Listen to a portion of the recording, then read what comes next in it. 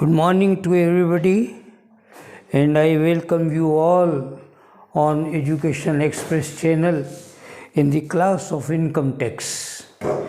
And as you know that we have just completed the topic which is known as income from business, profession and vocation, and we have tried to take up all sort of varieties in illustration and unsolved questions of this topic.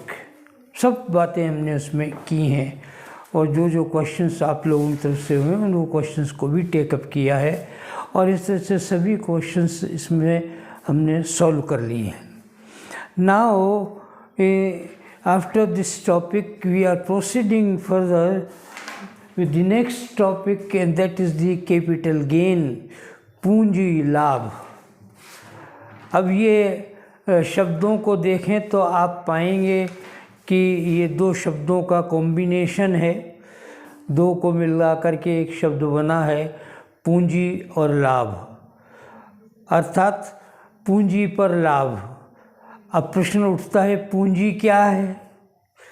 क्या जो हम साधारणतः accountancy में पढ़ते हैं वो पूंजी को हम पूंजी कहेंगे यहाँ पर, या कोई और है बात है? इनकम टैक्स में पूंजी का तात्पर्य कुछ और है. क्या है पूंजी लाभ? सुनिएगा.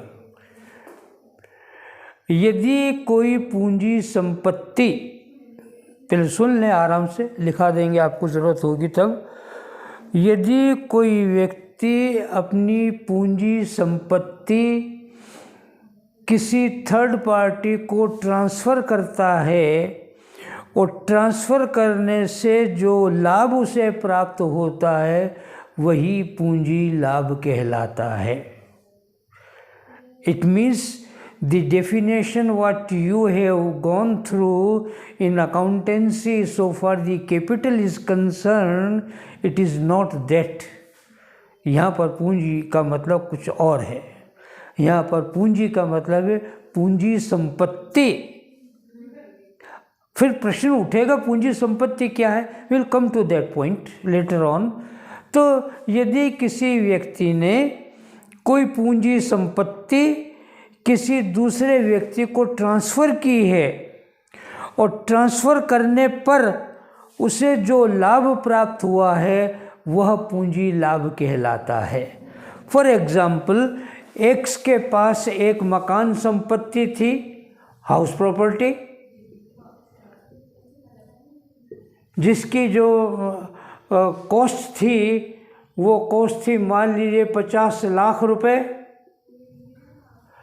और ये उसके पूर्वजों ने, पिताजी ने बना करके छोड़ रखी थी 50 लाख रुपए की. उसने सोचा मकान पुराना हो गया, इसे बेच करके नए मकान लेंगे, और उसने नया इस मकान को बेच दिया और बेचा तो उसको 75 लाख रुपए मिले.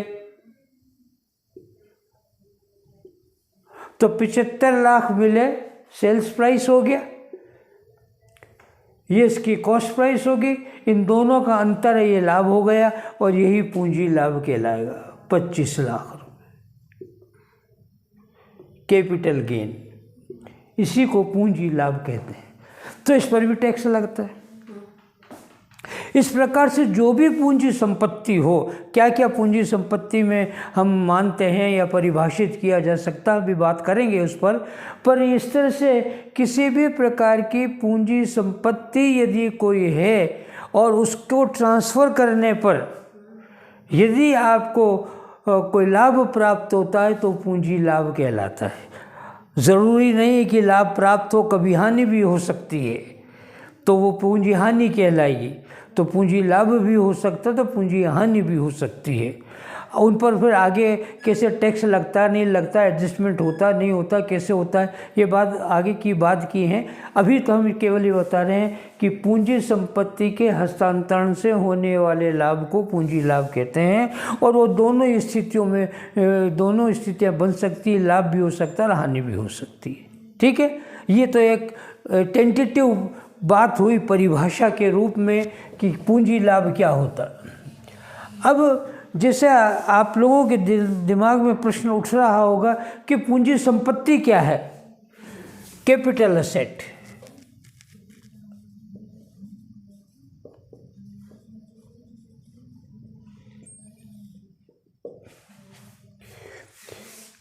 ये कोई एग्जैक्ट परिभाषा उसकी नहीं दी जा सकती। परिभाषा के नाम पर विभिन्न शब्दों में उसको बांधना बड़ा मुश्किल सा काम है। तो इसको हम ये इस तरह से समझ सकते हैं कि किसी भी प्रकार की संपत्ति हो वो पूंजी संपत्ति कहलाती है, जिसमें मुख्य रूप से इनको शामिल किया जा सकता है। क्या क्या क्या शामिल किया जा सकता है? जैसे कोई मशीन है, प्लांट है, व्यापार में काम आने वाली सारी संपत्तियां, गुडविल है, पेटेंट राइट है, कॉपीराइट है। आपको मालूम है डेप्रिसिएशन हमने पढ़ा है, जो अधिकार हैं वो भी संपत्ति होती है। जैसे पेटेंट राइट है, कॉपीराइट है, ये अधिकार हैं, ये भी संपत्ति माने गए। ट्रेडमार्क है, ये संपत्ति होता है। कोई ब्रांड है पर्टिकुलर नाम का, तो वो संपत्ति होती है। तो ये सब संपत्तियां हैं जो व्यापार में काम आती हैं या व्यापार में लिखी जाती हैं। उन सब संपत्तियों को संपत्ति कहते हैं। फिर मोटे तौर से दूसरे नंबर पर हाउस प्रॉपर्टी, मकान की संपत्ति कोई हो तो, बिल्डिंग, ठीक है। तीसरा आपके शेयर्स एंड सिक्योरिटीज, अंश और प्रतिभूतियां, ये संपत्ति मानी गई है। चौथा लैंड, भूमि इन अर्बन एरिया,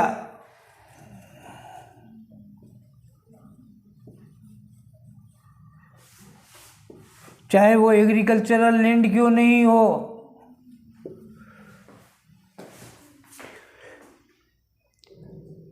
इसका मतलब ये हुआ कि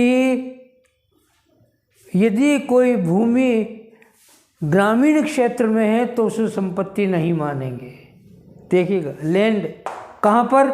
इन अर्बन एरिया, शहरी क्षेत्र में यदि ज़मीन है तो, चाहे वो कृषि भूमि भी क्यों नहीं हो। जैसे आपने देखा कि अपने डीवी कॉलेज के पास एग्रीकल्चरल लैंड है, तो इधर अपने नीचे उतरते हैं तो भी बाईं तरफ एग्रीकल्चरल लैंड है। ऐसे इधर खानपुरा की इधर तरफ कहीं जाते हैं वहाँ एग्रीकल्चरल लैंड है। इधर जोन्सगंज के इधर जाते हैं रेलवे ट्रैक के आसपास ये एग्रीकल्चरल लैंड है। तो शहर में यदि कोई कृषि भूमि है तो वो भी संपत्ति मानी जाएगी। परंतु यदि ये भूमि गाँव में है तो उसे पूंजी संपत्ति नहीं मानेंगे। बस समझ में आ रही है? अब प्रश्न उठता, गांव या शहर किसे कहेंगे? अब उसकी परिभाषा, गांव या शहर। यदि कोई नगर पालिका, नगर परिषद या कैंटोनमेंट का एरिया हो, उसके 8 किलोमीटर की परिधि में जो क्षेत्र होगा वह नगर का क्षेत्र कहलाएगा। 8 किलोमीटर की परिधि, परिधि मतलब चारों तरफ 8 किलोमीटर होना चाहिए। यहाँ खड़े हैं तो यहाँ से 8 किलोमीटर, इधर भी इधर भी इधर भी 8 किलोमीटर चारों तरफ। तो जब म्यूनिसिपल एरिया है, जहाँ तक म्यूनिसिपैलिटी, जैसे मान लीजिए हम अजमेर की बात करते हैं तो अजमेर है ये, मान लीजिए, और ये अजमेर का म्यूनिसिपल एरिया ये नक्शे में दे रखा, ये अजमेर का क्षेत्र पूरा। इसके 8 किलोमीटर तक चारों तरफ जो ज़मीन होगी वो नगर की भूमि कहलाएगी, अर्बन एरिया। तो नगर के क्षेत्र से चारों ओर 8 किलोमीटर की परिधि के क्षेत्र को नगर का क्षेत्र कहेंगे।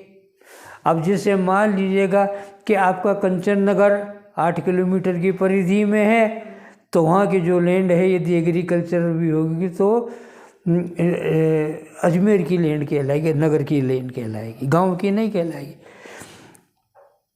बात समझ में आ रही है? हाँ, उसके बाहर यदि कोई है तो वो ग्रामीण कृषि भूमि होगी। तीसरी बात आ गई, इनको पूंजी संपत्ति नहीं माना गया है। No capital asset, not capital asset. किसको पूंजी संपत्ति नहीं माना है? ध्यान रखना, व्यापार में काम आने वाला स्टॉक, चाहे ओपनिंग हो या क्लोजिंग हो, रॉ मटेरियल का हो, फिनिश गुड्स का हो या सेमी फिनिश गुड्स का हो, किसी भी प्रकार का स्टॉक जो व्यापार में काम आ रहा है वो स्टॉक वो पूंजी संपत्ति नहीं माना जाएगा। दूसरा,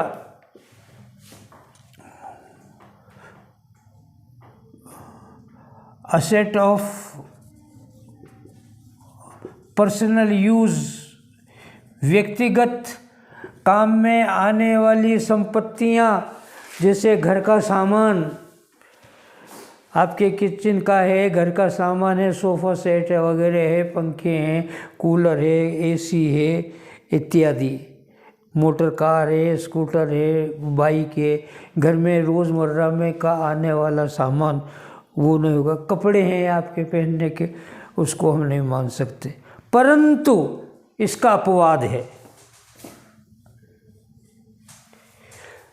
जिसे कहा कि घर का फर्नीचर वो पूंजी संपत्ति नहीं है, घर के पहनने के कपड़े इत्यादि वो पूंजी संपत्ति नहीं है, घर में रोज़मर्रा में काम आने वाली चीज़ें जैसे आपके एसी है, पंखा है, वॉशिंग मशीन है, कूलर है, टीवी है एक्सेट्रा, ये पूंजी संपत्ति नहीं है।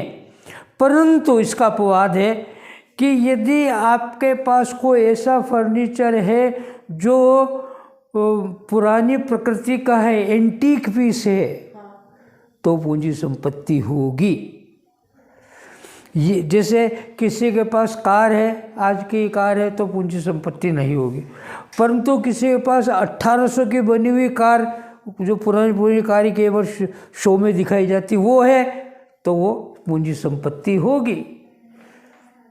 नंबर 2, यदि कोई फर्नीचर है और उसमें यदि कोई कीमती सामान जड़ा हुआ है, जैसे कोई सोना चांदी लगा हुआ हो, हीरे जवाहरात जड़े हों, ख़ास तौर से राजा महाराजाओं की जो सामान होता था उसमें इस तरह की बातें होती थी, तो हीरे जवाहरात जड़े हुए हों, इसी प्रकार के कपड़े आपके, इसी प्रकार के गहने आपके, जिसमें कि कीमती सामान पत्थर इत्यादि जुड़े, हीरे जवाहरात हों, इसे तो वो स्टोन है, वो है कुछ ज़रूरी है, हाँ, तो उसमें उनको हम पूंजी संपत्ति मानेंगे। कपड़े वगैरह को, फर्नीचर को नहीं मानते हैं, परंतु यदि उनमें कीमती वस्तुएं लगी हुई हैं, सोना चांदी इत्यादि लगा हुआ है, हीरे जवाहरात जड़े हुए हैं, तो फिर वही कपड़े और फर्नीचर को हम पूंजी संपत्ति मानेंगे। ठीक है।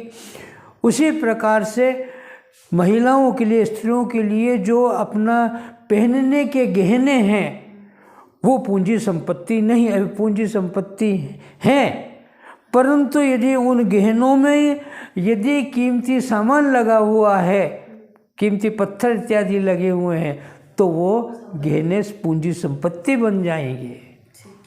नहीं तो सामान्य गहने हैं, भाई पहनते जैसे पहनती, चेन पहन रही, मंगलसूत्र पहन रही, चूड़ियाँ पहन रही इत्यादि पहन रही है, तो वो तो सामान्य चीज़ें हैं, सोने की है, चांदी की, जो भी, परंतु उसमें कंगन लगे हुए और हीरे जड़े हुए और क्या बोलते हैं लाल है, पन्ना है इत्यादि लगे हुए हैं, तो फिर वो कीमती में आ जाएगा और वो पूंजी संपत्ति मान ली जाएगी।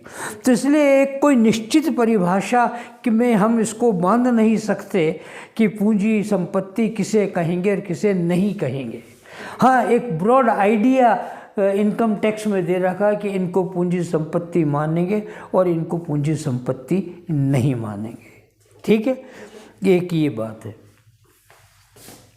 एक बात का वो वापस आपको ध्यान दिलाना चाहता हूँ, और वो ये है कि डेप्रिसिएशन में हमने बात पढ़ी थी और वहाँ पर ये देखा था कि कैपिटल गेन या कैपिटल लॉस आता है, कई बार आता है।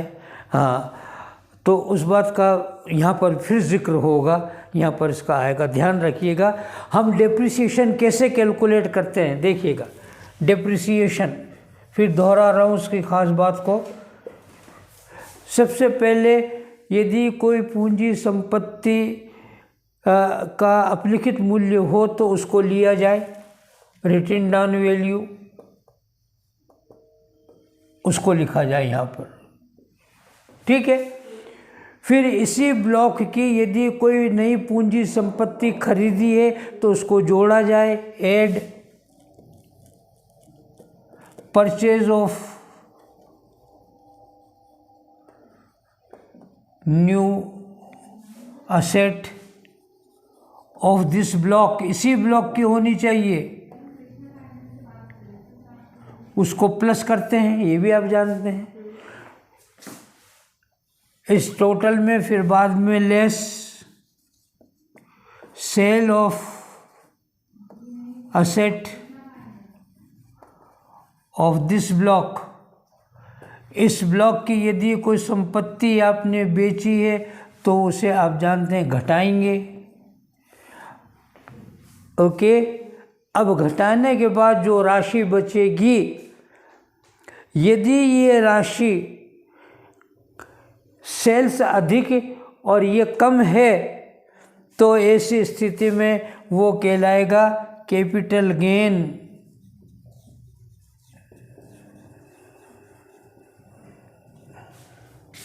कब होगा? Sales minus written down value यदि हो तो। इसके विपरीत यदि रिटन डाउन वैल्यू अधिक हो और सेल्स कम हो तो वो कहलाएगा कैपिटल लॉस।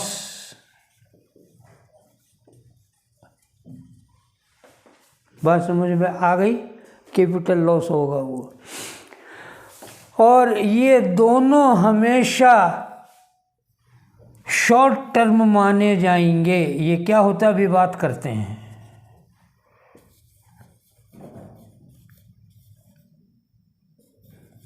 अल्पकालीन माने जाएंगे। क्या होता है अभी बात करते हैं। और यहाँ पर कोई डेप्रिसिएशन नहीं होगा। बात जानते हैं ना आप ऐसी स्थिति? ओके।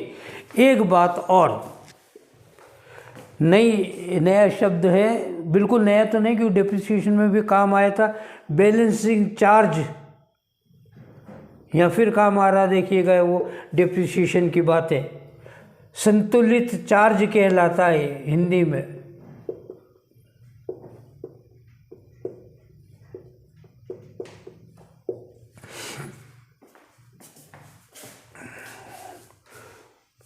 यदि sales minus written down value अधिक हो, सेल्स अधिक और रिटन डाउन वैल्यू कम हो तो ये कहलाता है शॉर्ट टर्म कैपिटल गेन। आपको अभी बताया है, ठीक है। परंतु यदि विक्रय मूल्य इतना अधिक हो कि संपत्ति की लागत से भी अधिक हो जाए तो फिर वो कहलाएगा balancing charge. Sales minus cost of asset, तो वो कहलाएगा BC,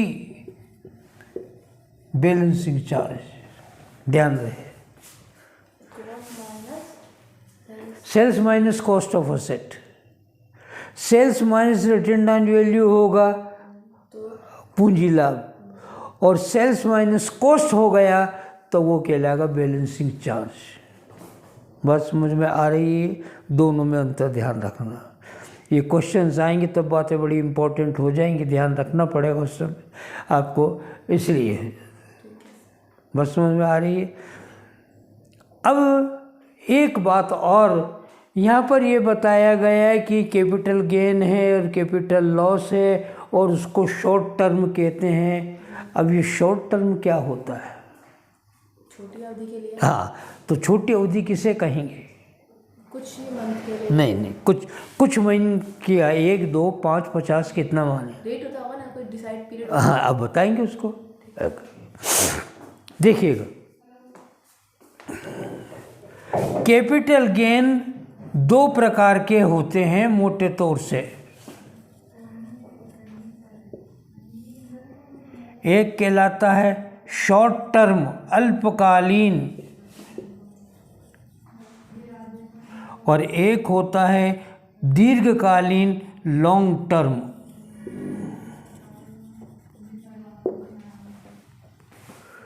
शॉर्ट टर्म और लॉन्ग टर्म, ठीक है। अब सुन लीजिएगा, ये शॉर्ट टर्म की परिभाषा आ रही है पहले। यदि कोई पूंजी संपत्ति प्राप्त करने की तिथि से 36 महीने के बाद किसी अन्य विपक्ष को ट्रांसफ़र की जाती है तो वह लॉन्ग टर्म कैपिटल होगी, 36 महीने के बाद। और यदि कोई पूंजी संपत्ति प्राप्त करने के बाद 36 महीने से पहले ट्रांसफ़र की जाती है तो वो कहलाएगी शॉर्ट टर्म। फिर सुनिएगा, यदि कोई पूंजी संपत्ति प्राप्त करने या ग्रहण करने की तिथि से 36 महीने के अंदर अंदर ट्रांसफ़र की जाए तो फिर वो कहलाएगी, मतलब 3 साल के अंदर ट्रांसफ़र हो जाए कंप्लीट, तो वो कहलाएगी शॉर्ट टर्म, अल्पकालीन। 36 महीने पूरे होने से पहले ट्रांसफ़र हो जाए, जैसे 2 साल 10 महीने हो गए और बेच दिया आपने। परंतु कोई पूंजी संपत्ति प्राप्त करने के 36 महीने के बाद ट्रांसफ़र की जाएगी तो वो लॉन्ग टर्म हो जाएगी, दीर्घकालीन, ठीक है। तो शॉर्ट में इन्हें कहा जाता है STCG, short term capital gain, और इसे कहा जाता है LTCG, long term capital gain.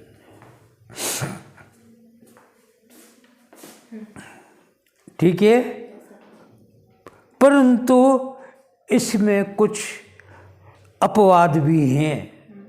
क्या है अपवाद? यदि कंपनी के शेयर्स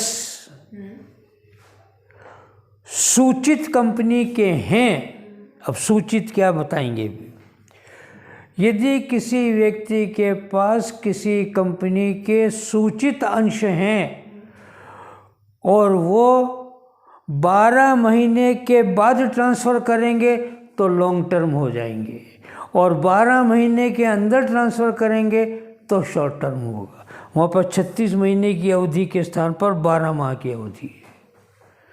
ठीक है, ये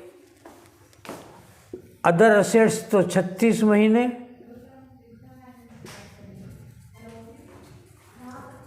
और लिस्टेड शेयर्स 12 महीने, लिस्टेड शेयर्स में 12 महीने। परंतु यदि शेयर्स अनलिस्टेड कंपनी के हों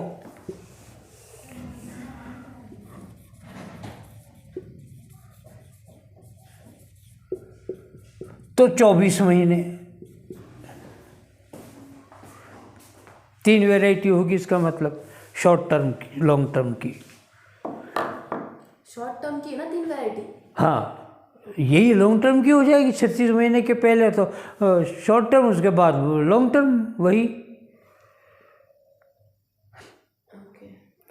अन्य संपत्तियां 36 महीने तक ट्रांसफर होगी शॉर्ट टर्म में।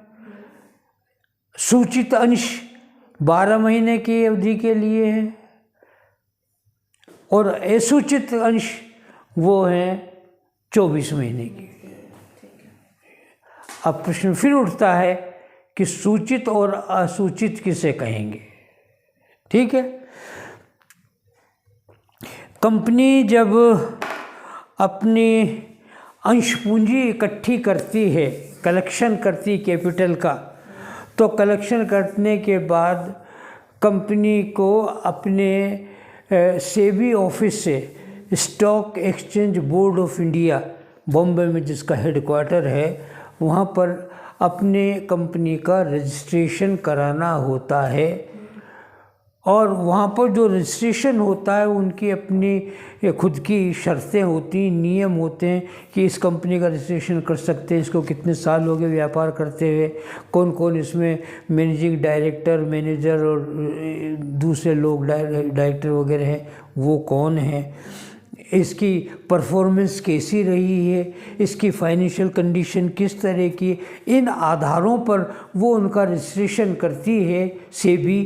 तो यदि उनका रजिस्ट्रेशन हो जाता है तो कहलाती लिस्टेड, और नहीं होता तो अनलिस्टेड।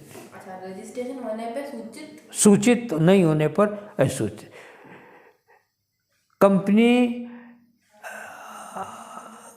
का सेबी, SEBI कैपिटल में लिखना, सेबी कंपनी का सेबी ने रजिस्ट्रेशन होने पर लिस्टेड कंपनी कहलाएगी। और रजिस्ट्रेशन नहीं होने पर, और रजिस्ट्रेशन नहीं होने पर अनलिस्टेड कहलाएगी। ठीक है सर। तो लिस्टेड कंपनी के शेयर्स लिस्टेड शेयर्स कहलाएंगे और अनलिस्टेड कंपनी के शेयर्स अनलिस्टेड कहलाएंगे। जनरली जो कंपनी प्रोमिनेंट हैं, बड़ी बड़ी कंपनीज़ हैं जिनके पास बड़ी अंश पूंजी होती है, जिनका नाम होता है, उन कंपनी के रजिस्ट्रेशन हो जाते हैं आसानी से, तो लिस्टेड कंपनी होती हैं, अदरवाइज अनलिस्टेड कंपनी कहलाती हैं। उसी के आधार पर फिर हम इसको डिसाइड करते हैं। टाइम हो तो बोलो, आगे चले। हैं, बोर तो नहीं हो रहे? चले, हाँ। तो ये लिस्टेड और अनलिस्टेड कंपनी होती है और इसी के आधार पर इनके शेयर्स का नाम लिस्टेड शेयर्स और अनलिस्टेड शेयर्स होता है। एक टर्म और बार बार काम आएगी और वो है कि कैपिटल गेन कैलकुलेट करेंगे कैसे हम। नहीं, यहाँ एक सामान्य नियम बता रहा हूँ। कैलकुलेशन ऑफ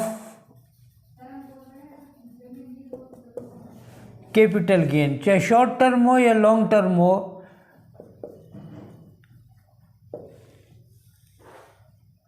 उसका तरीका क्या है? ये तरीका है सेल्स कंसीडरेशन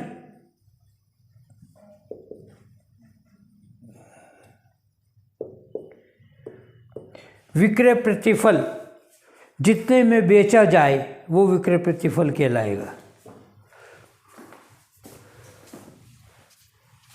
लेस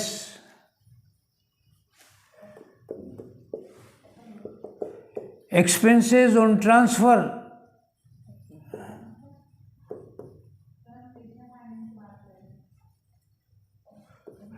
ट्रांसफर मतलब सेल्स पर जो कोई खर्चा हो रहा है उसे माइनस करें, घटा दें, शेष बचेगा net sales consideration.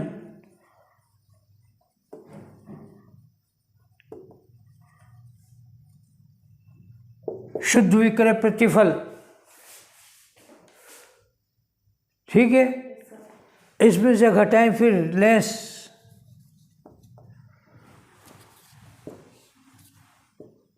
Cost of acquisition,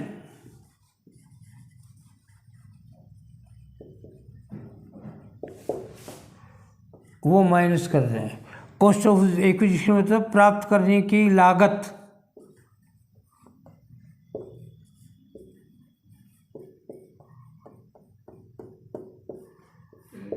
ये जो अब बचेगा यही कैपिटल गेन कहलाएगा।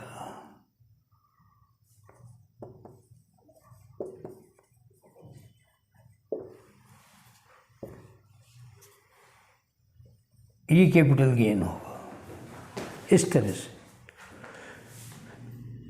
पहले सेल्स कंसिडरेशन मतलब जितनी राशि में उस वस्तु को बेचा जा रहा है वो, फिर उसके बाद उसमें से यदि बेचने पर कुछ खर्च हुआ है तो वो कहलाता एक्सपेंसेस ऑन ट्रांसफ़र, वो घटा दें उसमें से। शुद्ध राशि बचेगी वो नेट सेल्स कंसिडरेशन कहलाएगी, शुद्ध विक्रय मूल्य। उसमें से कॉस्ट ऑफ एक्विजिशन को घटाएंगे तो वो बचेगा कैपिटल गेन। अब ये शॉर्ट टर्म में, लॉन्ग टर्म में ये निर्भर करेगा प्रश्न में क्या कहता है उसके आधार पर कि कब तो खरीदी और कब बेची, 36 महीने हुए या नहीं हुए, उससे पता लगेगा। ठीक है, तो जब खरीदता है और बेचता है इस अवधि को गिना जाएगा महीनों के हिसाब से, तो पता लगेगा शॉर्ट टर्म में या लॉन्ग टर्म में, उससे पहले पता नहीं लगेगा। पर कैलकुलेशन का तरीका ये रहेगा। अब तरीका तो ये ठीक है, परंतु इसमें एक सबसे बड़ी कठिनाई ये आ रही है कि कॉस्ट ऑफ एक्विजिशन किसे कहेंगे, प्राप्त करने की लागत।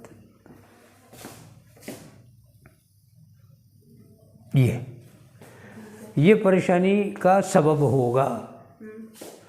आप कहेंगे कि सब प्राप्त करने लगा, जितने में खरीदा वो प्राप्त करने की लागत है। हाँ, सीधी सिंपल बात है, तब तो ये प्राप्त करने की लागत है। परंतु आपको आपके पिता ने संपत्ति ट्रांसफर करी, वसीयत में दी, उपहार में दी। अब बोलिए, यदि किसी ने कोई संपत्ति किसी को उपहार में दी, दे सकते हैं। पति पत्नी को, पत्नी पति को दे सकती है, बेटा बाप को दे सकता है, बाप बेटे को दे सकता है, माँ अपने बेटा बेटी को दे सकती है, बेटी बेटी अपने माँ बाप को दे सकते हैं। कहाँ कोई दिक्कत है?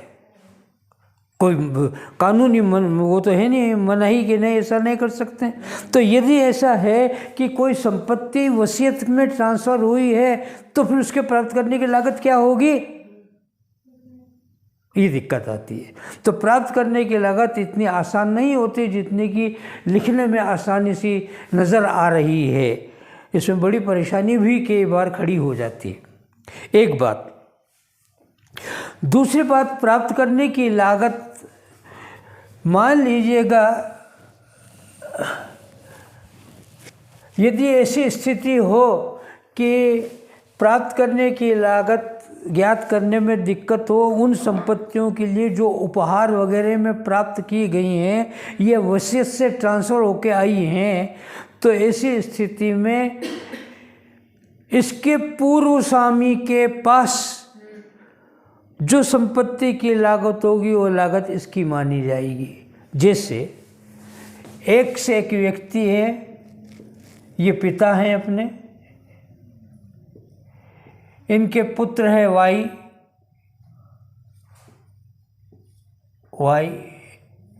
इन्होंने एक मकान बनाया था 20 लाख रुपए में और वो बनाया था 1980 में।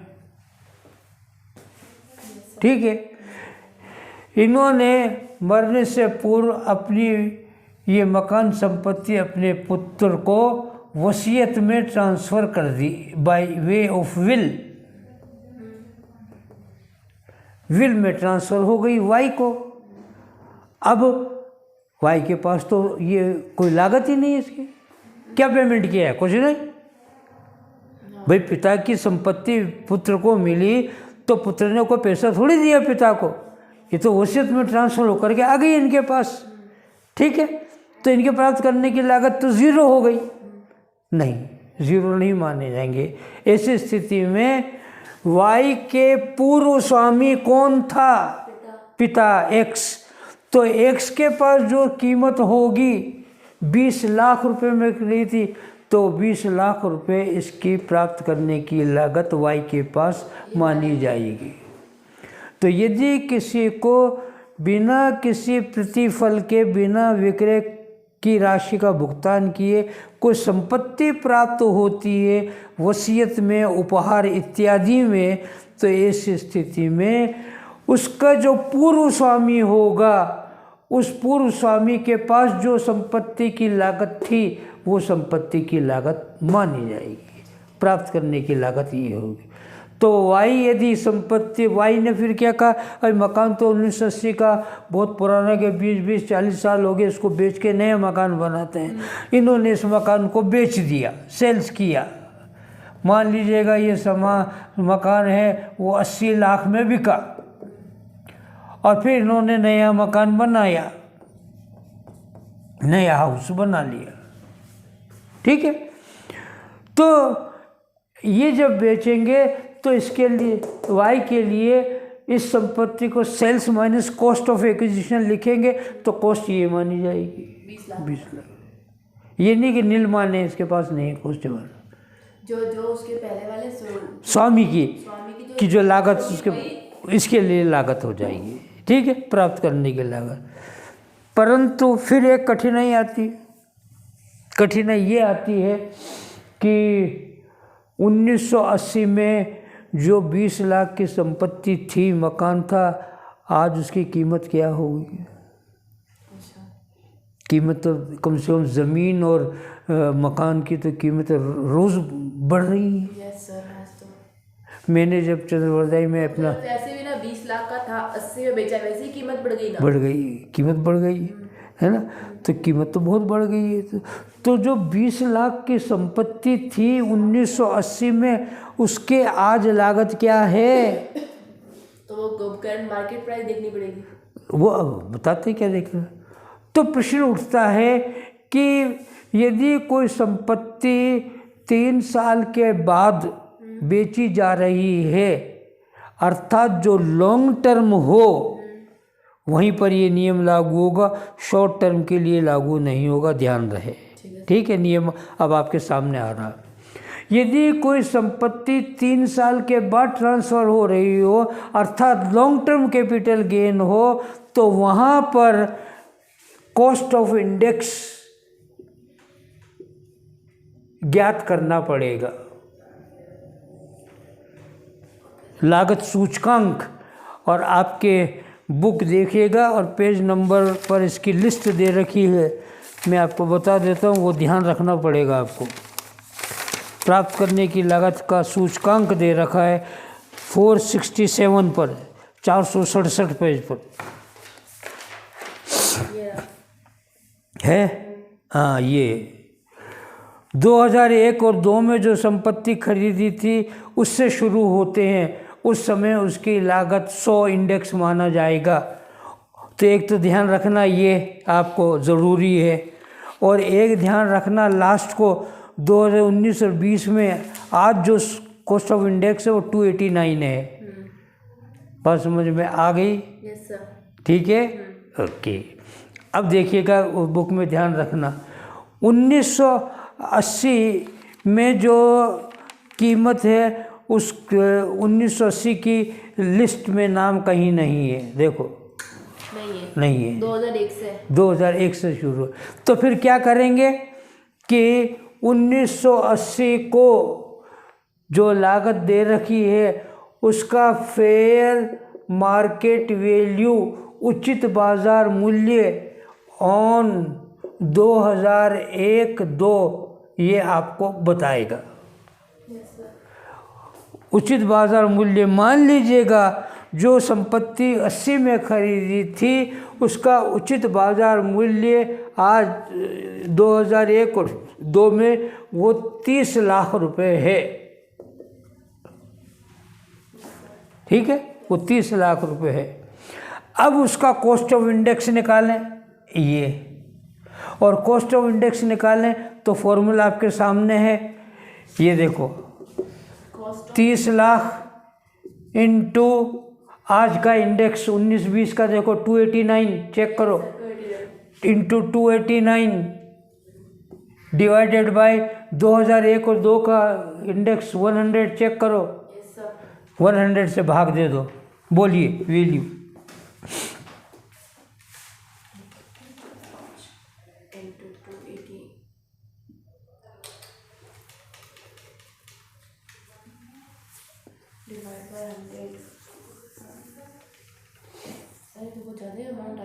अरे ये 2 0 हटा दो ना कॉमन, 30,000 को गुणा कर दो 289 से सीधा, 30,000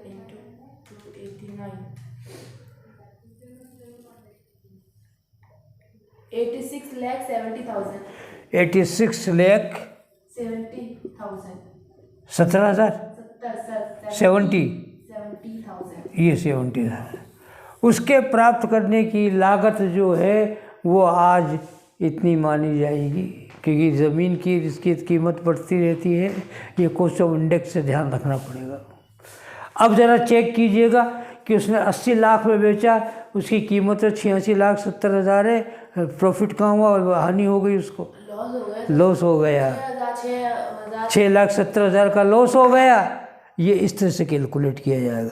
इसलिए कॉस्ट ऑफ जो एक्विजिशन है वो बड़ा टिपिकल काम हो जाता है। ये इतना घूम फिर करके कैलकुलेट करना पड़ेगा तो पता लगेगा कि कॉस्ट ऑफ एक्विजिशन क्या है, क्योंकि सीधी साधी देगा तो कोई दिक्कत नहीं, परंतु यदि ऐसे घुमा फिरा के उसने दे दिया तो कॉस्ट ऑफ इंडेक्स से कॉस्ट ऑफ एक्विजिशन जो होता है वो परेशानी का कारण बन सकता है, ध्यान रखना पड़ेगा।